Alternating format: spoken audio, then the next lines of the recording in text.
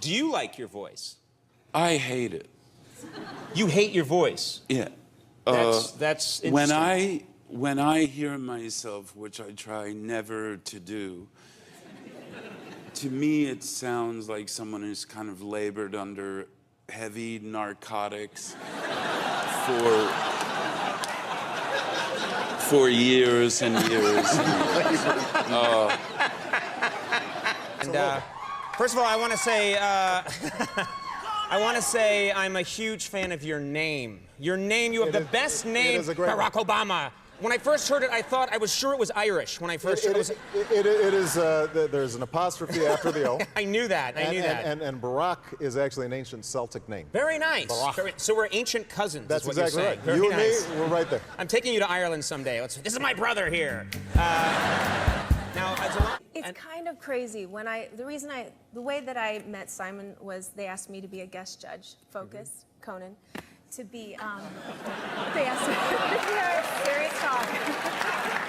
Sorry. I'm sorry. Finally, let's be real here for a second. Speaking of... You didn't think I was going to look down there? I think...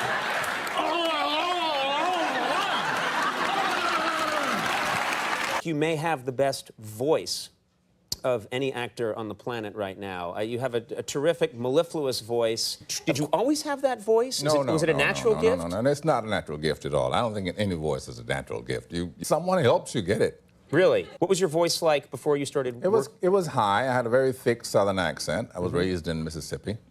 No, when I studied acting 101 at LACC, Los Angeles City College, acting, and a voice coach, voice instructor. He gave us voice and diction and voice development. He says most people talk a bit higher than their normal. Right here, yeah. Hiya, folks, how are you? Nice to see you. You modeled before acting, is that right? I did, yeah. What kind of modeling did you do? I did stuff for Abercrombie & Fitch, but you would never know because none of my pictures got released. They took photos of you and they never used them? Yeah, which I thought was unbelievable until my agent emailed and was like, why didn't you ever use her? And then they, instead of answering with any words or explanation, they just sent over the photos.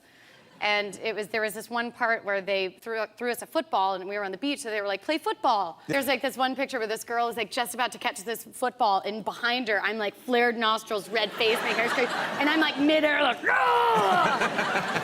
they're modeling and you were really playing football. I thought that overnight I just got really good at football, and then I realized that they were model footballing and I was really playing football. So I was like, these guys suck.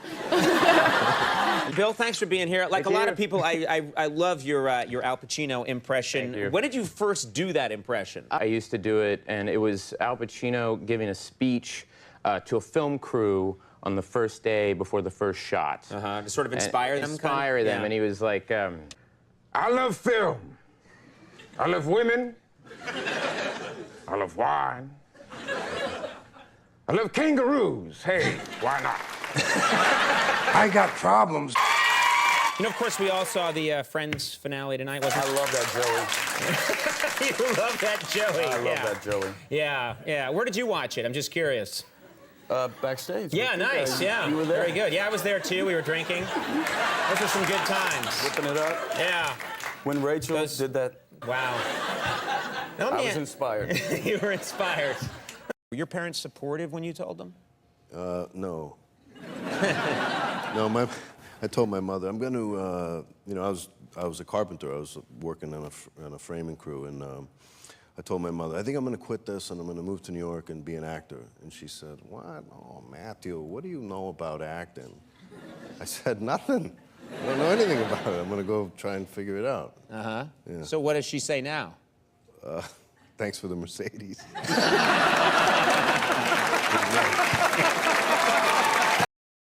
But there's a time when you snuck into the room to see what the... I sneaked into the room. Snuck isn't a word, Conan, and you went to Harvard and you should know that. Oh, what the hell? Look right here. Snuck, past and past part of sneak.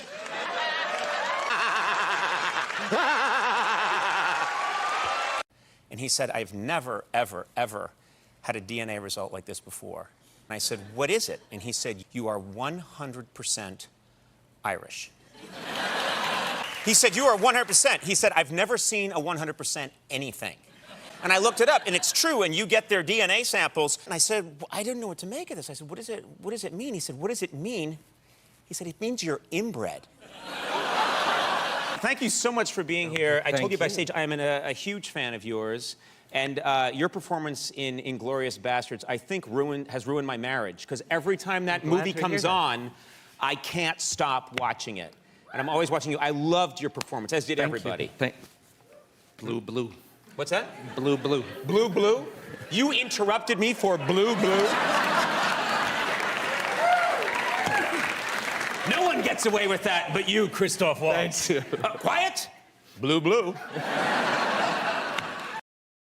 When you first came to the United States from China, you performed, this is 1974, is that right? Yes. You performed as part of a show at the White House, and during that period of time, there were very hostile, cold relationships between the United States and China. When you came to this country and you stayed in a hotel room, they bugged your room, is that true? Yeah, I went to the hotel. There have a bag in there somewhere. I talked to the mirror, talked to the flower. Said, I want a chocolate. I want an ice cream. You want chocolate? You want ice cream? Yeah, I want a banana. Yeah. So next morning, go back, open the door.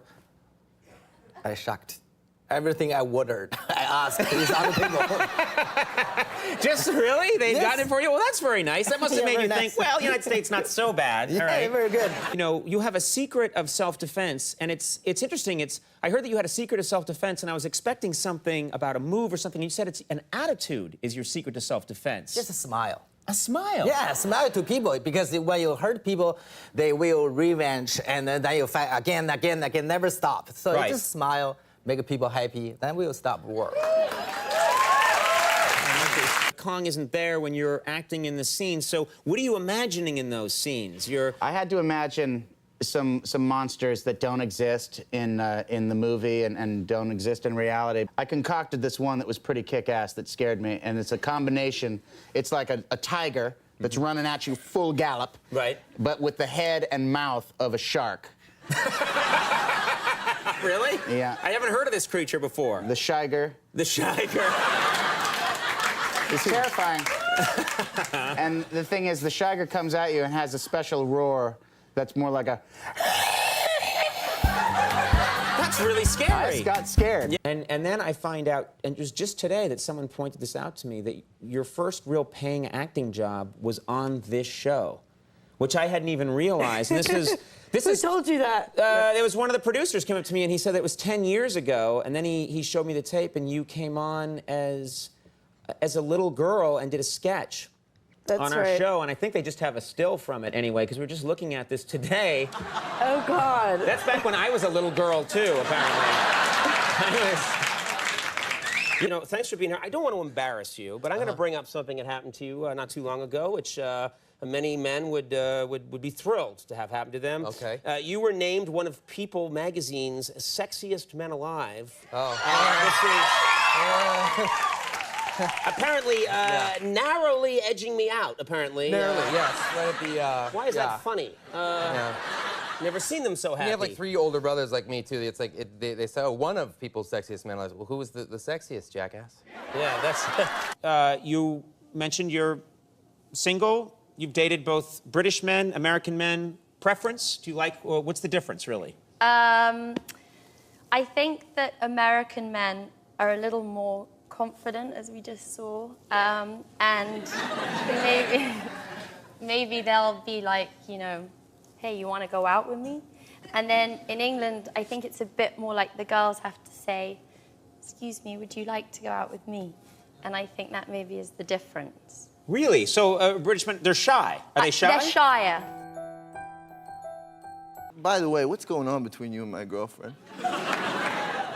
What do you mean, what's going on? I told her I was doing the show. Mm-hmm. And she said, oh my God, I love Conan. I love Conan. And I said, what? What was that? She said, what? I'm just saying I love Conan.